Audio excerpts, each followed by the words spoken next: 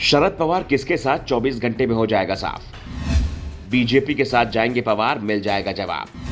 पवार को मनाने में जुटे खड़गे उद्धव और केजरीवाल। दिल्ली की संसद में विपक्ष का देंगे साथ या पुणे में करेंगे पीएम मोदी का सम्मान।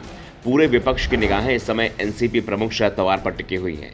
इंडिया गठबंधन के नेता पवार से मिल रहे हैं, गुहार लगा रहे हैं कि पीएम मोदी से उनके व्यक्तिगत संबंध हो सकते हैं, लेकिन ये समय व्यक्तिगत संबंधों का नहीं बल्कि विपक्षी एकता का है। मामला फंसा हुआ है दिल्ली विधेयक और मुंबई में होने वाली विपक्षी गठबंधन इंडिया को लेकर। अगर पवार ने पुणे में पीएम मोदी के साथ मन साझा किया तो मीडिया में इसे इंडिया गठबंधन की कमजोरी के रूप में पेश किया जाएगा। दूसरा, राज्यसभा में भी इस गठबंधन को बड़ा नुकसान होगा।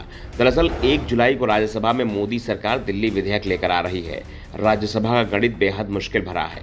238 सदस्यीय राज्यसभा में बहुमत का आंकड़ा 120 का है।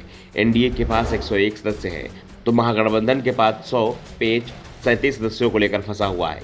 ये सदस्य जिस ओर जाएंगे मुकाबला भी उसी ओर झुक जाएगा। जब लड़ाई एक एक वोट की है तो उस समय एनसीपी सुप्रीमो पर सभी की नजरें टिकी हुई हैं, क्योंकि पवार उस समय पुणे में होंगे जिस समय दिल्ली की संसद में दिल्ली विधेयक पर वोटिंग हो रही होगी। दरअसल पुणे में शरद पवार अपने हाथों से पीएम मोदी को तिलक पुरस्कार देने वाले हैं। यह कार्यक्रम लगभग 1 महीने पहले ही तय हो चुका था। उस समय संसद के मानसून सत्र की तारीख भी तय नहीं हुई थी और ये भी तय नहीं था कि 1 अगस्त को ही राज्यसभा में सरकार दिल्ली विधेयक लेकर आएगी, और ये भी तय नहीं था कि विपक्षी दलों की अगली बैठक मुंबई में होगी। ऐसे में विपक्षी दलों को उस समय कोई ऐतराज नहीं था, लेकिन पिछले 2 सप्ताह में स्थितियां बहुत बदल गई।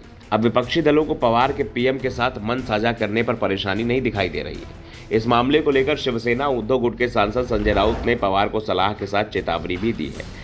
राउत ने कहा कि जब बीजेपी की वजह से एनसीपी को इतना नुकसान हुआ है तो एनसीपी के पार्टी प्रमुख प्रधानमंत्री को सम्मानित कैसे कर सकते हैं। ऐसा करके पवार अपनी छवि और प्रतिष्ठा को नुकसान पहुंचाएंगे। राउत ने कहा कि इस समय बात विपक्षी एकता की है और पवार को विपक्षी एकता को मजबूत करना है। वहीं कांग्रेस के वरिष्ठ नेता पृथ्वी चौहान ने कहा कि सम्मान समारोह में जाने या नहीं जाने का फैसला स्वयं पवार को लेना होगा। मेरी राय है कि पवार को मोदी के सम्मान समारोह में जाने से बचना चाहिए, क्योंकि पवार कार्यक्रम में शामिल होंगे तो इसका गलत मैसेज भी जाएगा।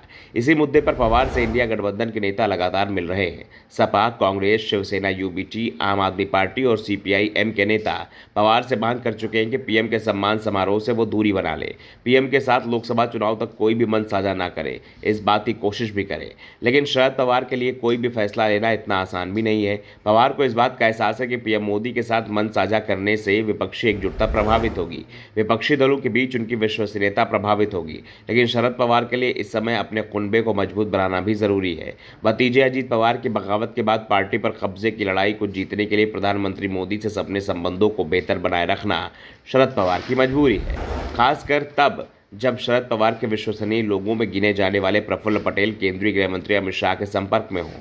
पवार को शिवसेना में हुई बगावत का परिणाम याद है। जब उद्धव के हाथ से उनकी पार्टी निकल गई, ऐसा उनके साथ भी हो सकता है।